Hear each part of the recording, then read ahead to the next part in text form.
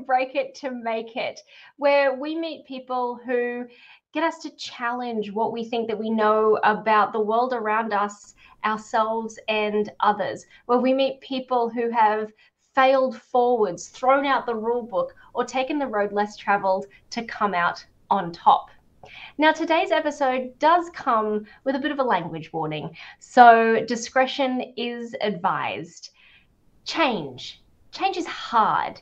And whether it's in your personal or your professional life, no matter how obvious it is to you and maybe even others that it needs to happen, there's something about us as humans that just has us clinging to our old life or the decisions that we've made before for dear life. And we get stuck in this rut and it's really hard for us to get out of it.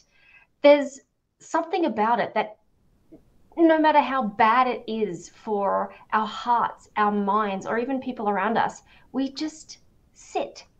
And while there's no cure-all for the adversity to change or any cure-all for how we could tackle it, recognize it, or make the change that we need, we can learn from others. And so that's exactly what we're going to do today. Today, we are here to meet a guest who found herself caught in the current of life, and a chance trip to Seattle in 2018 made her realize that she wasn't living the life that she deserved to lead. And so after that quick planned vacation to Seattle, she decided to hit the reset button and completely reclaim her life.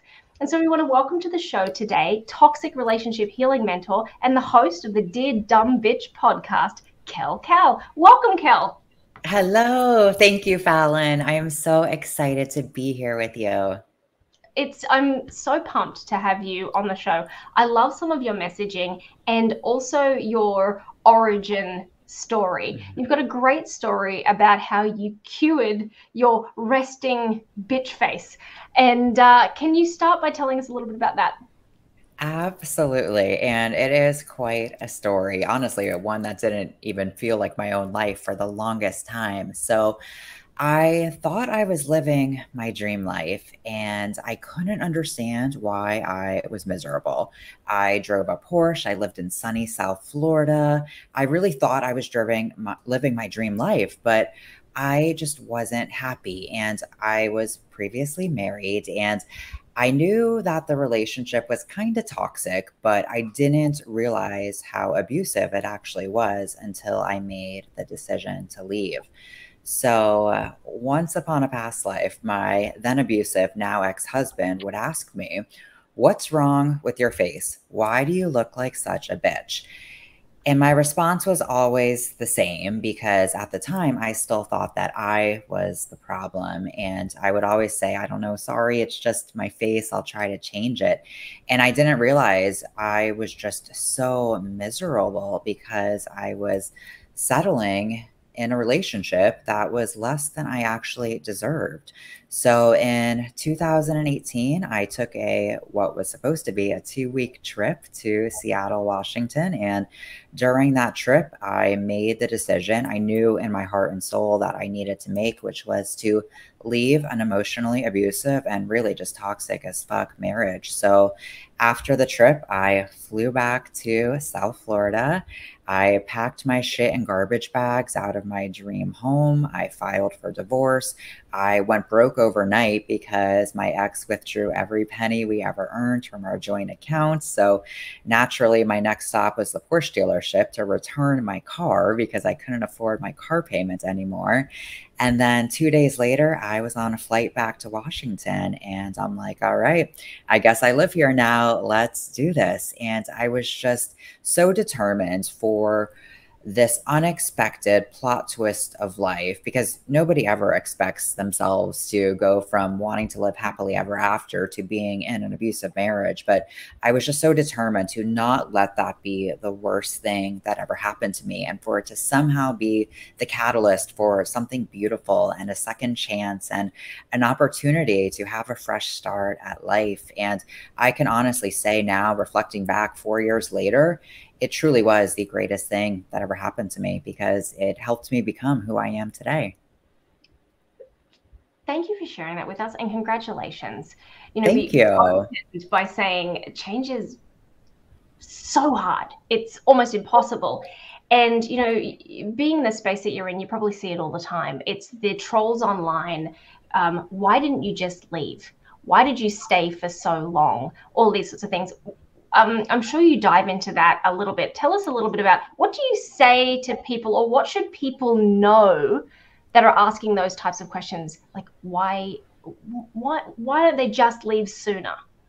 Yeah, that's a question I asked myself a million and one times, and I actually had a lot of resentment towards myself for not leaving sooner. Like, why did I stay for so long? Why did I continue the abuse cycle for so long?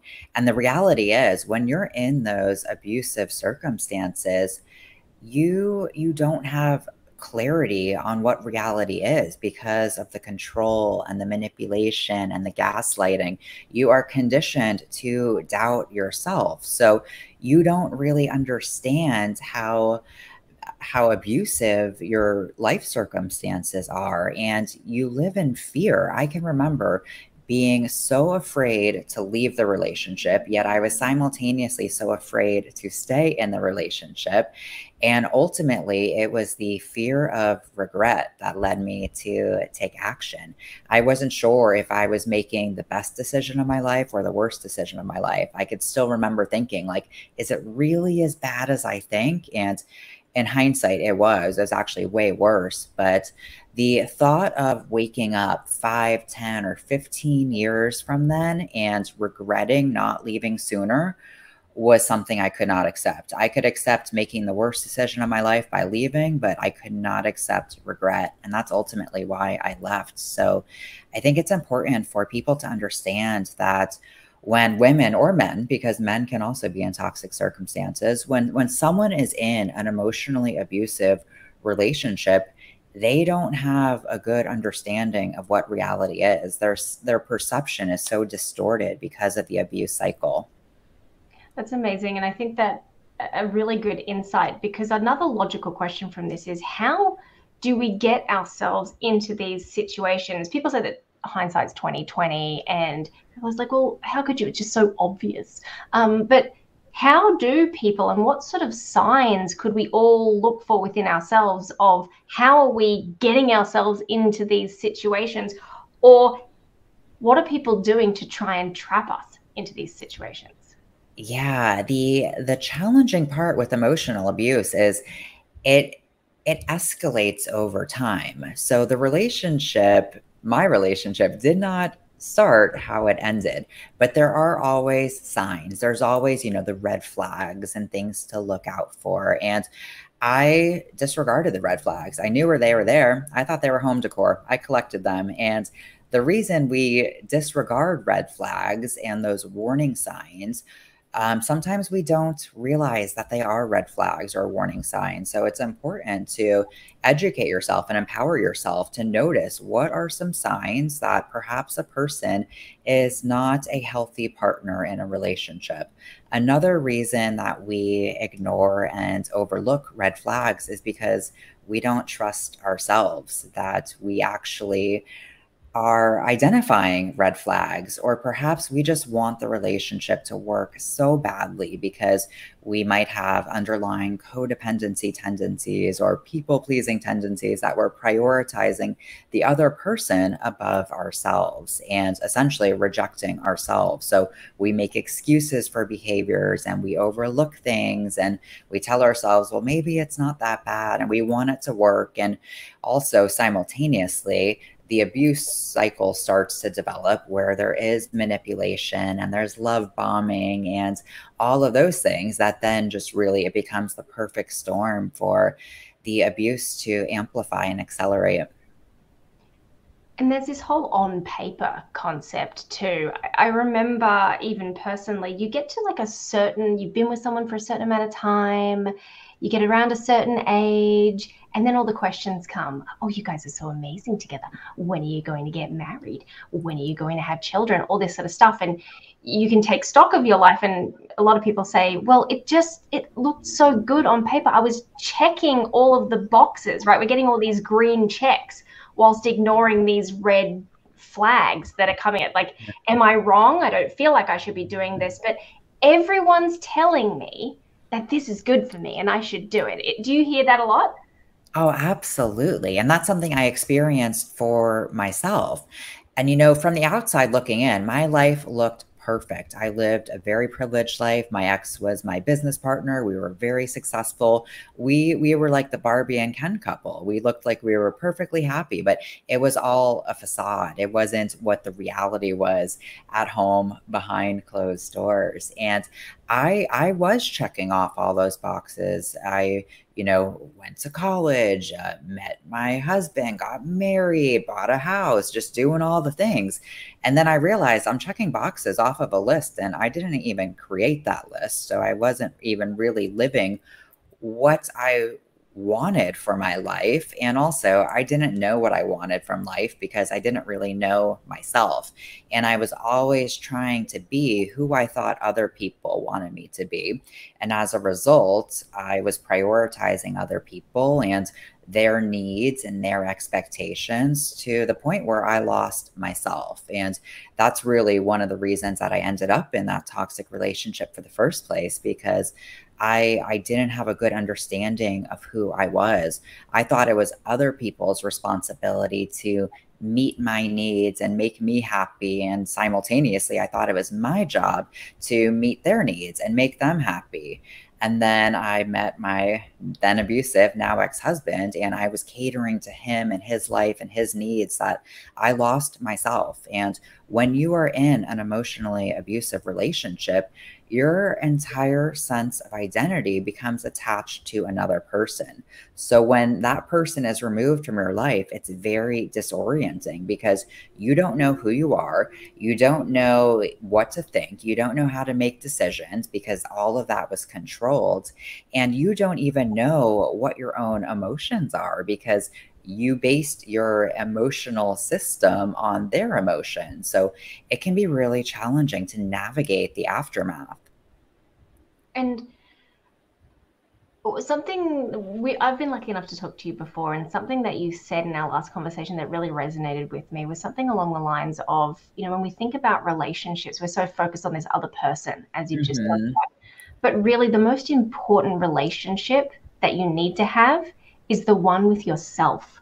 Can you share with Yes. listeners a little bit about that and that aha moment for you, how you realized it, and then how you started that journey to fix the relationship with yourself?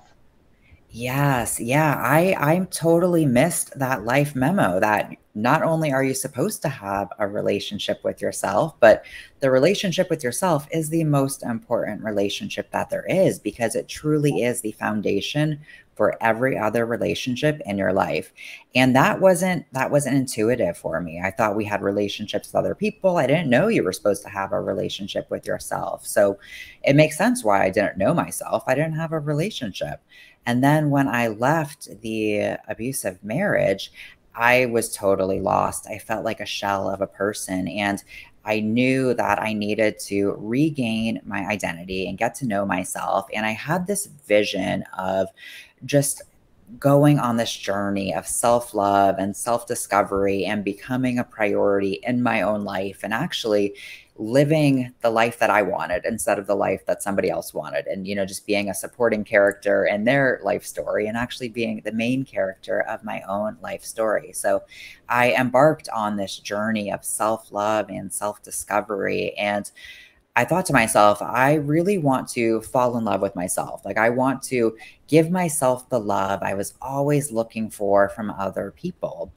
And then I thought, well, you don't really love somebody that you don't know, right? Like, if you met a stranger on the street, you wouldn't just love them. You would have to actually get to know them first. So I'm like, okay, let me get to know myself, figure out who I am as a person, and then progress to building a relationship. So that way I can actually fall in love with myself and then I can fall in love with life and live happily ever after. So I created a program for myself to guide me on my own personal journey. And I called it How I Cured My Resting Bitch Face. And it really was the framework for my own personal healing journey to not only heal from the trauma of the relationship, but also to heal from all of the trauma that led me to that relationship in the first place, and to discover who I am as a person, and to develop the sense of self love and self worth that I deserve, because we all deserve that. We absolutely do. You know, as people are listening to your journey now and going, wow, I I want that. What advice would you give to people who might be saying, I want that, but I'm stuck. I can't. The risk is too great. I've got too many people who rely on me and they feel like all of the options are bad. What advice do you have for them?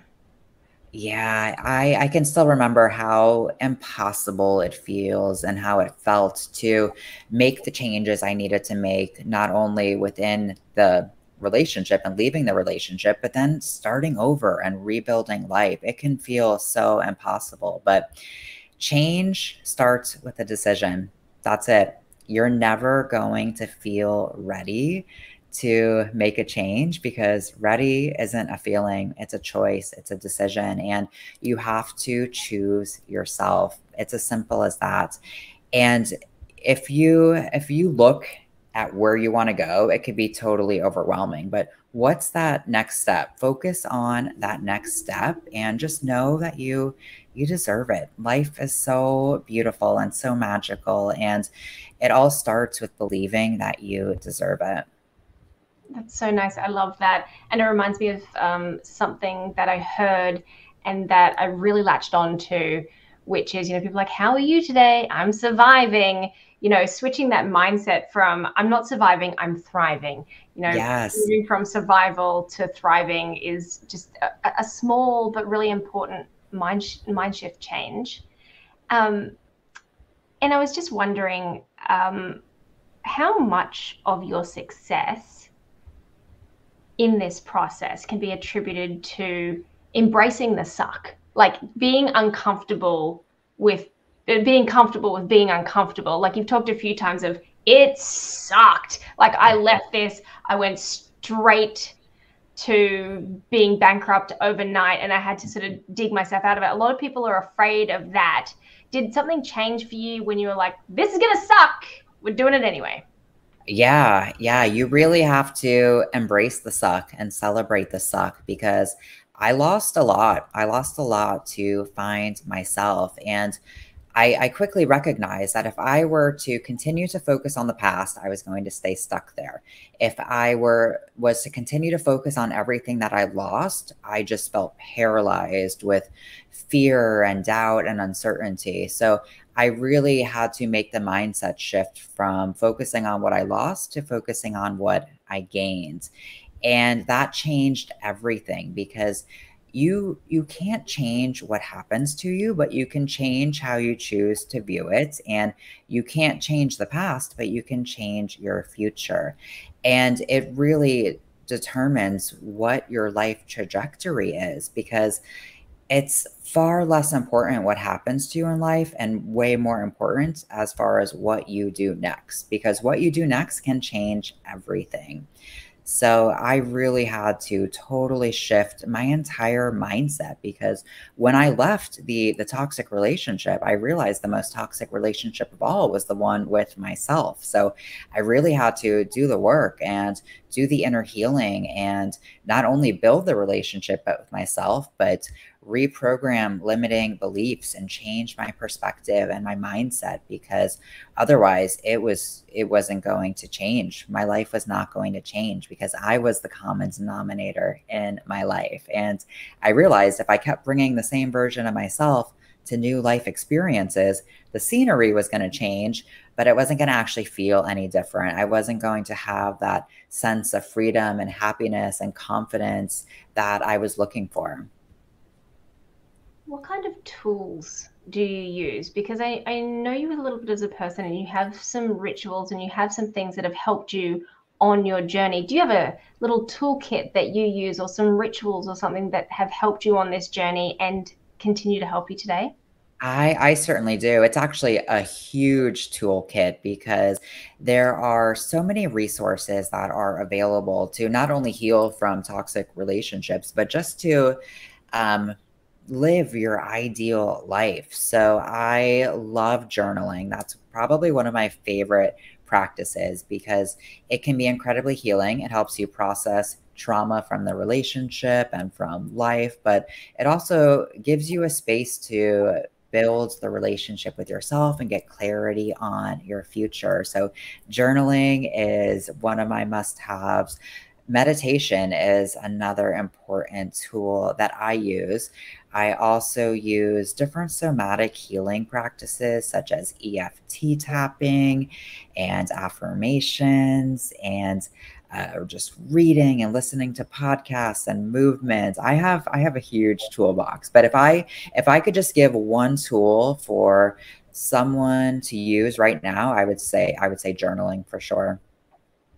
Beautiful. I know a lot of people who journal and they talk about its transformative power and the ability to reflect and setting these intentions. And there's something really nice about going back to a journal from years before, a little bit like a time machine, and just seeing how Yes. far you've come.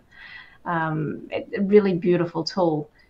For folks who are sitting in this moment, just feeling incredibly inspired to take their step towards freedom, whatever it is for them, can you tell us a little bit about your new program and how they might get involved? Absolutely. So RBF Recovery is the program that I initially created for myself to not only heal from the trauma of the relationship, but to build the foundation to support the life I wanted to live, the life where I felt confident and I was a priority in my life and I had that sense of freedom and happiness that I was looking for. So I initially created this program for myself, and I realized it was just such a powerful resource because it transformed my life in every possible way. So it is a 12-week hybrid course and mentorship program. There are online training videos and different training modules each week. There are one-on-one support sessions with me, so that way we can actually customize the lessons, and there are tangible action items to apply on a weekly basis because a lot of times the concept of, healing and doing the work and what does that really mean? Like it can feel very abstract and it can be challenging to make it relevant and tangible and apply it to your life. So that's what we do on the one-to-one support sessions. There is a recovery guidebook and workbook. There's bonus journaling prompts. There is a collection of somatic healing practices. So it's really the entire toolkit. It's everything that you need to not only heal from the trauma of the relationship, but to rebuild your life. I love that. And I love the concept as well. You see people out there on their fitness journey and they're getting a personal trainer and a coach and all of that kind of thing. And the idea that you could partner with somebody like yourself as a mentor and a coach for that emotional and personal healing and that journey, I think it's just a wonderful service that you're out there offering to people and that people can learn from your life's experiences. I want to say thank you so very much for coming and sharing your big, beautiful brain with us today and your time. It's been an absolute pleasure. Oh, thank you so much. I appreciate you having me, and I loved our conversation today. Likewise, for all of our listeners out there, if you would like to hear more from Kel or subscribe to the Dear Dumb Bitch podcast or get access to that amazing course and her mentorship, be sure to head over to howicuredmyrbf.com or follow her on Instagram at Kel_Cal_. We'll also put those notes in the podcasting notes. Don't forget to come back each and every week to meet another amazing person. Thank you for joining us and have a beautiful day.